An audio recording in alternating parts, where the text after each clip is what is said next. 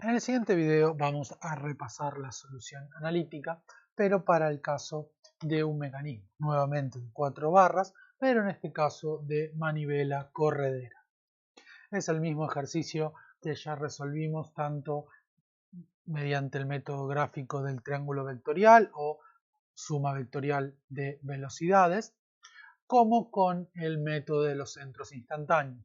¿Sí? Recuerden, centros instantáneos de velocidad y centros instantáneos de rotación. Ahora vamos a volver a la solución analítica. ¿Sí? Si recordamos de la solución analítica, lo que planteábamos era un lazo vectorial.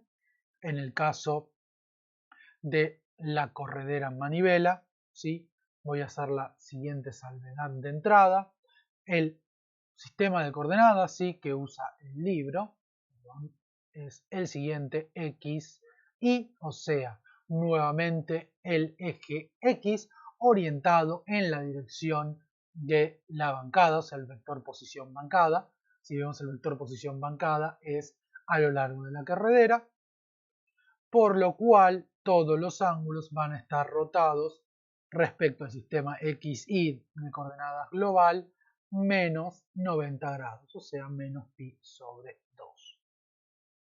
Nuevamente armamos el lazo vectorial, en este caso por practicidad. Norton analiza el siguiente lazo vectorial, R2, y después tenemos el lazo, tenemos la coordenada R1, que nos da la posición de 4. Tenemos R4, que es el desplazamiento descentrado, ¿sí? Que es un vector constante. ¿Sí? El otro dato que es constante es el ángulo de 90 grados de R1. En realidad, en este caso, respecto a X, 180 grados, o sea, 90 o 0 grados. Y R4, perdón, tiene 90 grados. Y por último, el vector posición de el acoplador. ¿Sí? Entonces, nuevamente nos armamos el lazo vectorial. ¿Sí? Recordemos, partimos desde un punto, R más R2 menos R3 menos R1 menos R4, y volvimos a la junta 2. Aplicando la definición de los ángulos de Euler, podemos expresar una ecuación, una ecuación porque está igualada a 0 algebraica, todos los valores, valiéndonos de los números complejos, por supuesto, los vectores, ¿sí? Esta representación, luego aplicando la identidad E a la j tita es coseno de tita más j seno de tita, lo podemos representar en un eje real y un eje imaginario, que es lo mismo que pensar en coordenadas cartesianas x e y. Analicemos un poco esta expresión. Sabemos el ángulo tita 1 es constante, L1 en este caso no es constante, como vemos. El vector posición R1 que me da la posición de B varía dependiendo de la posición angular 2, como vimos anteriormente. L4 por E a la J, L4 y tita 4, que es el descentrado, son ambos constantes, o sea, todo este vector R4 es constante, ¿sí? Y después tenemos L3 es el largo del eslabón 3 y L2 que es el largo del eslabón 2, son constantes, pero tita 3 y tita 2 varían con el tiempo, ¿sí? Siendo tita 2 el ángulo de entrada. Entonces, bien, este es el lazo vectorial de posición. Si lo derivamos, vamos a obtener el lazo vectorial de velocidades. Entonces procedamos.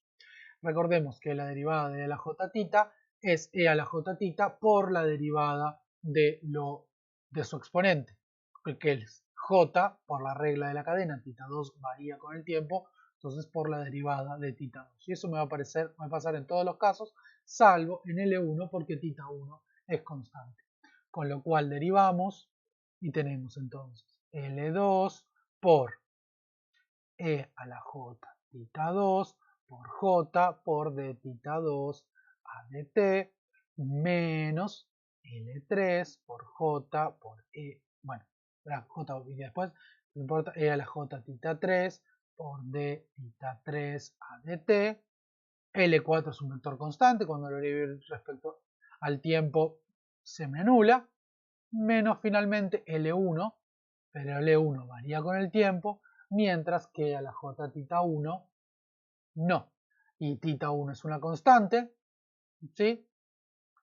El menos me da que vale 0, con lo cual ya estamos bien. Entonces dejé a la J tita 1 es constante, entonces la derivada da 0, entonces me queda solamente la derivada del primer término, ¿sí? Por ser la derivada de una multiplicación.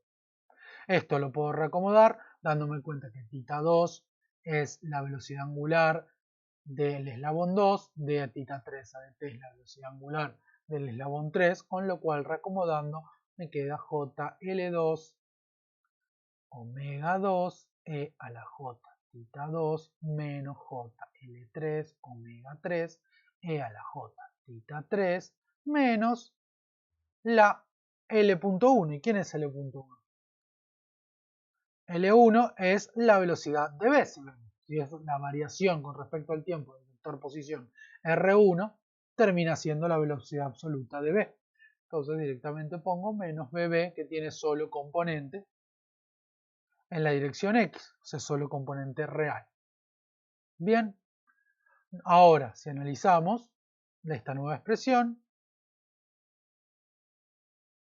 como vemos, omega 2 es dato porque es conocido, tita 2 y tita 3 los conocemos del análisis de posición, entonces tenemos dos incógnitas que son W3 y omega 3 y BB, con lo cual esto, aplicando esta identidad, se transforma en un sistema de dos ecuaciones con dos incógnitas que al resolverlas simultáneamente podemos obtener los valores de la velocidad angular del eslabón 3 y la velocidad lineal de la corredera B. ¿Sí? Con estas expresiones que las obtuvimos, que son las que desarrolla el libro. ¿Sí? Entonces, ahora a continuación vamos a cargar estas expresiones en MATLAB para ver los resultados. ¿Qué es lo que se obtiene? En el video siguiente, al igual que en el caso del mecanismo de 4 barras conjuntas rotoides, vamos a comparar los resultados con algún software de análisis de cuerpos rígidos, de múltiples cuerpos rígidos. Entonces vamos a MATLAB, ¿sí? Ya lo tenemos corrido, vamos a ver. Tenemos los datos, nuevamente tita 4 es una constante, L2, L3 y L4 son constantes, ¿sí? Tita 2 queda definido entre 0 y 2pi, pero tengamos en cuenta que para que las ecuaciones del libro sean válidas, a tita 2 lo tenemos que rotar, como dijimos, 90 grados para que el eje X que vamos a utilizar sea colineal, o mejor dicho, paralelo a la bancada, que es R1, que es justamente la posición del eslabón 4. Resolvemos, como dijimos, la posición porque necesitamos alimentar con tita 3 en este caso y D las expresiones, ¿sí? Tita 3, directamente necesitamos tita 2 y tita 3, ¿sí? Tita 3 para alimentar las expresiones, ¿sí? Nuevamente también tenemos la posibilidad de utilizar las expresiones de velocidades relativas y demás.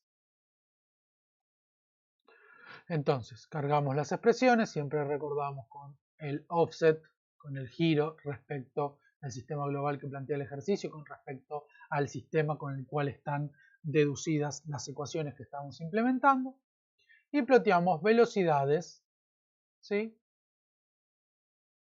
¿Sí? Angulares y también las componentes AB y que es menos BA para cada caso.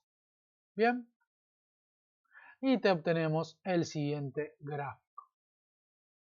La velocidad angular 3 en función del ángulo de entrada y la velocidad de la corredera en función del ángulo de entrada. También, por supuesto, lo podemos plotear en función del tiempo, ¿sí? Dividiendo el ángulo por la velocidad angular. ¿Sí? Entonces, el periodo de este mecanismo es de 250 milisegundos. ¿Sí? Como vemos, la velocidad A de A en X y la velocidad de A en Y, perdón, déjenme ver si están bien los nombres.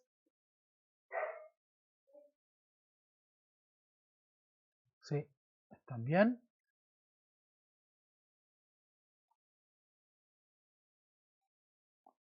Tienen formas senoidales,